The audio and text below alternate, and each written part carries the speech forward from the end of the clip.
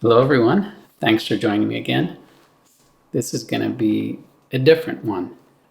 For those of you who have been following along and watching my weekly videos, or at least last week's, I have not so great news. My beloved Pepper, my little doggy of 15 years old, her UTI turned out to be something that was happening alongside with apparent kidney damage. So now she's on a special diet and continuing to finish off her antibiotics for the UTI. So needless to say, at 15 years old, I'm just doing the best to keep her comfortable. Anyhow, it's been a challenging 2 weeks at this point. So I'm just going to do a really quick video here. All right, so here's what we're going to do. I wanted to feature this song, but I felt kind of strange about it because it's such an, I don't want to say easy bass line. It is easy technically, I suppose. It's basically all quarter notes. So I'm not going to do a full-on performance through it because honestly I think it might be a little dull. So here's what we're going to do. I'm going to play it and talk about it and hopefully come up with a couple of interesting things. So the first thing I want to say is, in a song like this, we're going to be doing Danse Macabre, it's easy to disillusion yourself and say, wow, this is super easy. It's just a bunch of chord notes. Yes, but you have to stay in the groove at all times, and it could be really easy to distract yourself and get out of the groove quite easily. So that's the number one challenge. You could also make it a little bit more challenging by thumping. So instead of just okay, so let's just start it off. Let's get to it.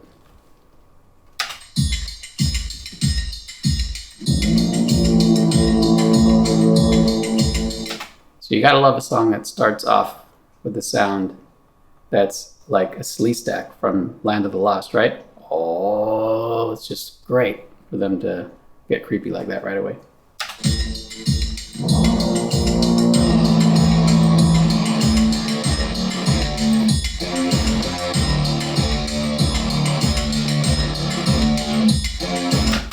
So keyboard there with a little bit of portamento. If you want to play along in the bass, you'd be going like just D to D to D to D, F to F to F octaves.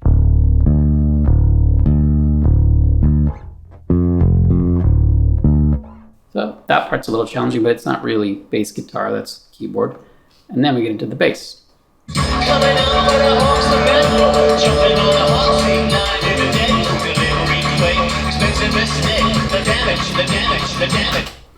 So right there, that's the entire song. Well, that's one of the two parts in the entire song. It is probably being played on a 4-string with an octave pedal or some kind of octave effect somewhere in there. Because when I see him playing it live, I don't see him using a 5-string. If you were going to play with the 5-string, obviously you just do everything lower, which I'll do here. So it just goes.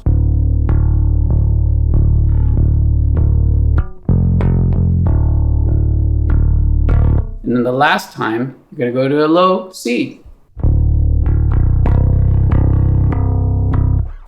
Now, what is that note? Is it an A or is it a B? If he's playing it on a 4-string, it's an A because you'd be pulling off the A like this.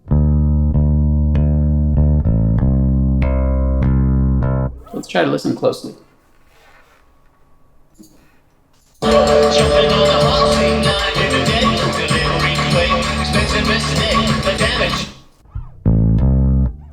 I think it is an A because it's not chromatic. So I think that kind of proves he's doing it with the 4-string. So let's try that with an octave pedal. I happen to have received one. Now, I'm just going to try to approximate it. I'm still getting to learn this pedal. But with an octave pedal, it sounds like this.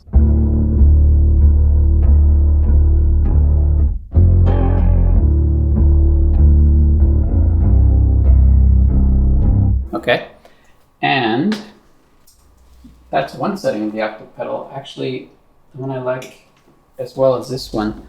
This pedal has, it's a TC Electronics 7-up. It has a poly, tone print, and then classic. The classic sounds a little anemic for this.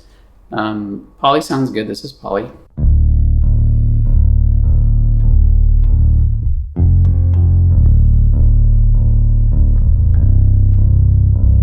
Pretty cool. The tone print one was the first one I played, and I'll just play that one again real quick. That one has some sort of like warbly effect, which I think fits this song.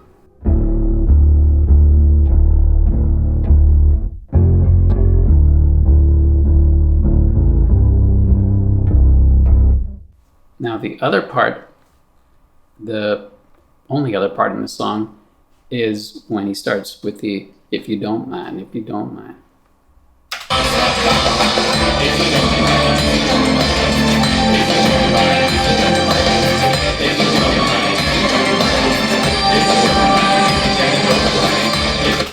So that's just D to F to G.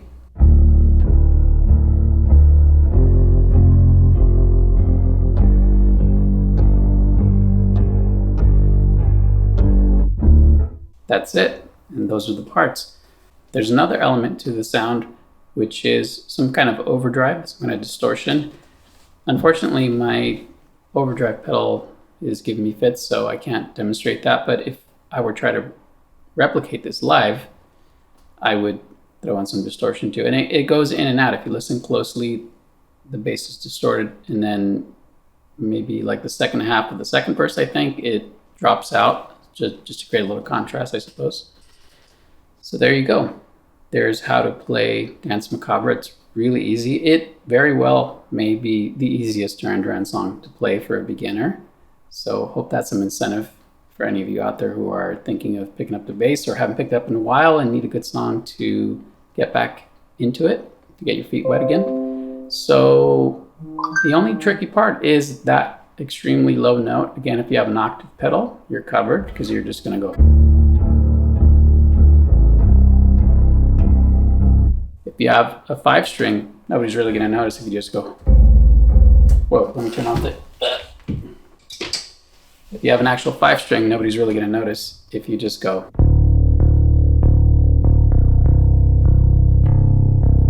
Now, of course, if you want it to be a true aficionado, you would get a drop tuner for that B string, tune it to an 8, play everything on the B string a whole step 2 frets higher, and then you're going to have that super low A, right? That's getting a little crazy. All right, hope you enjoyed that. See you next time, and please send in the good positive vibes from my pepper. All right, bye-bye.